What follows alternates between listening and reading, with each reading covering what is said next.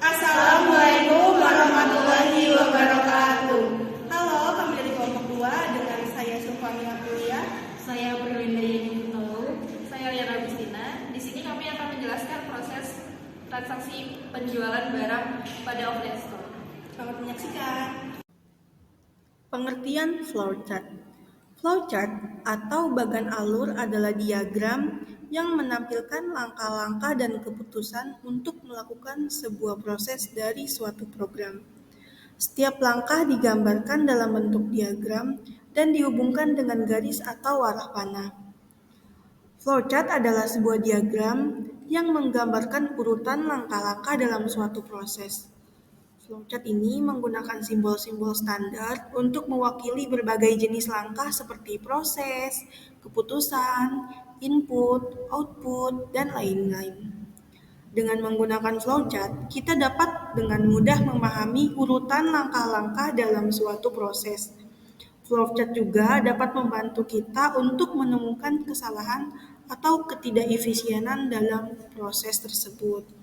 Nah, adapun beberapa manfaat dari flowchart adalah yang pertama, membantu untuk memahami urutan langkah-langkah dalam suatu proses. Manfaat yang kedua yaitu membantu untuk menemukan kesalahan atau ketidakefisienan dalam proses tersebut. Manfaat yang ketiga yaitu membantu untuk berkomunikasi dengan orang lain tentang proses tersebut. Dan manfaat yang keempat yaitu membantu untuk menganalisis proses tersebut. Selanjutnya saya akan menyampaikan juga terkait jenis-jenis flowchart. Selanjutnya yaitu jenis-jenis flowchart.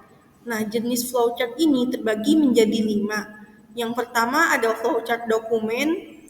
Flowchart dokumen atau bisa juga disebut dengan paperwork flowchart berfungsi untuk menelusuri alur form dari satu bagian ke bagian yang lain, termasuk bagaimana laporan diproses, dicatat, dan disimpan. Yang kedua ada flowchart program. Flowchart ini menggambarkan secara rinci prosedur dari proses program. Nah, di flowchart program terdiri dari 2 macam, di antaranya flowchart logic program atau program logic flowchart dan flowchart program komputer terinci atau detail komputer program flowchart. Yang ketiga yaitu flowchart proses. Flowchart proses adalah cara penggambaran rekayasa industrial dengan cara merinci dan menganalisis langkah-langkah selanjutnya dalam suatu prosedur atau sistem. Flowchart yang keempat yaitu flowchart system. Flowchart system adalah flowchart yang menampilkan tahapan atau proses kerja yang sedang berlangsung di dalam sistem secara menyeluruh. Selain itu, flowchart system juga menguraikan urutan dari setiap prosedur yang ada di dalam sistem. Yang terakhir terkait jenis flowchart yaitu ada flowchart skematik. Flowchart ini menampilkan alur prosedur suatu sistem. Hampir sama dengan flowchart sistem, namun ada perbedaan dalam penggunaan simbol-simbol dalam menggambarkan alur. Selain simbol-simbol, flowchart skematik juga menggunakan gambar-gambar komputer serta peralatan lainnya untuk mempermudah dalam pembacaan flowchart untuk orang awam. Nah, itulah tadi 5 jenis flowchart. Berikutnya ada fungsi flowchart. Fungsi flowchart itu yang pertama yaitu untuk memperjelas alur proses atau alur logika suatu sistem. Yang kedua untuk mengidentifikasikan kesalahan atau kekurangan dalam sistem. Yang ketiga untuk meningkatkan efisiensi suatu proses. Yang keempat memberikan panduan dalam pengembangan sistem. Dan yang kelima untuk menjelaskan bagaimana suatu sistem bekerja. Yang keenam memudahkan komunikasi dalam tim. Dan yang terakhir itu untuk memudahkan dalam pembuatan keputusan. Berikutnya ada beberapa simbol dari flowchart. Yang pertama, flow. Simbol yang digunakan untuk menggabungkan antara simbol yang satu dengan simbol yang lain, dan simbol ini disebut juga dengan connecting line. Berikutnya ada on page reference. Simbol ini untuk keluar masuk atau penyambungan proses dalam lembar kerja yang sama. Berikutnya ada off page reference. Simbol ini untuk keluar masuk atau penyambungan proses dalam lembar kerja yang berbeda. Dan ada simbol terminator, di mana simbol yang menyatakan awal atau akhir suatu program.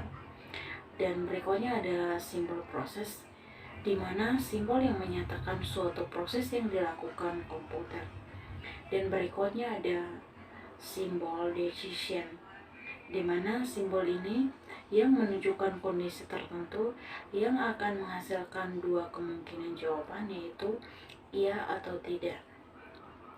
Dan ada simbol input dan output. Simbol ini yang menyatakan proses input atau output tanpa tergantung peralatan. Dan berikutnya ada lagi simbol manual operation, di mana simbol ini menyatakan suatu proses yang tidak dilakukan oleh komputer. Dan ada lagi simbol dokumen, simbol yang dimana menyatakan bahwa input berasal dari dokumen dalam bentuk fisik atau output yang perlu dicetak. Dan ada simbol berikutnya ada simbol predefined process, di mana simbol ini untuk pelaksanaan suatu bagian atau subprogram atau prosedur. Ada simbol display, simbol yang menyatakan peralatan output yang digunakan. Dan ada yang terakhir itu simbol preparation, di mana simbol yang menyatakan penyediaan tempat penyimpanan suatu pengolahan untuk memberikan nilai awal. Berikut terdapat contoh flowchart dari proses transaksi pembelian dan penjualan barang pada offline store. Yang pertama yaitu dari pihak pembeli, mereka akan memilih barang yang akan mereka beli terlebih dahulu. Kemudian mereka akan memasukkan barang tersebut ke dalam troli atau keranjang belanjaan. Setelah mereka selesai memilih, mereka akan membawa keranjang atau troli tersebut kepada kasir untuk dilakukan transaksi penjualan atau pembelian. Nah, kemudian dari pihak kasir yang pertama dilakukan adalah dengan login ke sistem kasir dengan memasukkan username atau password agar mereka bisa masuk ke dalam sistem kasir tersebut. Setelah mereka masuk ke dalam sistem tersebut, maka mereka akan bisa melakukan transaksi penjualan atau pembelian. Setelah pembeli memberikan keranjang belanjaannya ke kasir untuk dilakukan transaksi pembayaran, kasir akan menanyakan ke pembeli terlebih dahulu apakah pembeli atau customer ini sudah memiliki kartu member atau belum. Nah, di sini terdapat pilihan yang akan diambil oleh kasir. Yang pertama, apabila pembeli tidak memiliki kartu member, maka kasir akan menawarkan ke pembeli apakah pembeli mau untuk dibuatkan kartu member atau tidak. Jika pembeli mau dibuatkan kartu member, maka kasir akan memproses kartu tersebut dengan meminta data ke pembeli berupa nomor telepon. Setelah itu, kasir akan memberikan kartu member kepada customer. Kemudian, jika pembeli tidak mau dibuatkan kartu member, maka akan langsung dilakukan input barang penjualan ke dalam sistem oleh kasir. Yang kedua, apabila pembeli telah memiliki kartu member, kasir akan langsung melakukan input barang ke dalam sistem dengan meng-scan barcode yang tertera pada barang. Kemudian, kasir akan menginput jumlah barang yang dibeli oleh customer, lalu menghitung atau mengkalkulasi total pembelian yang dilakukan oleh customer. Setelah dilakukan perhitungan dan telah ditotal jumlah pembelian atau penjualannya, maka pembeli bisa melakukan transaksi pembayaran sesuai dengan nominal atau jumlah yang telah yang telah dihitung oleh kasir atau yang telah tertera pada sistem tersebut. Setelah customer atau pembeli ini melakukan pembayaran, maka flowchart atau proses dari transaksi penjualan dan pembelian barang pada offline store ini telah selesai. Sekian dari kelompok kami. Terima kasih telah menyaksikan. Wassalamualaikum warahmatullahi wabarakatuh.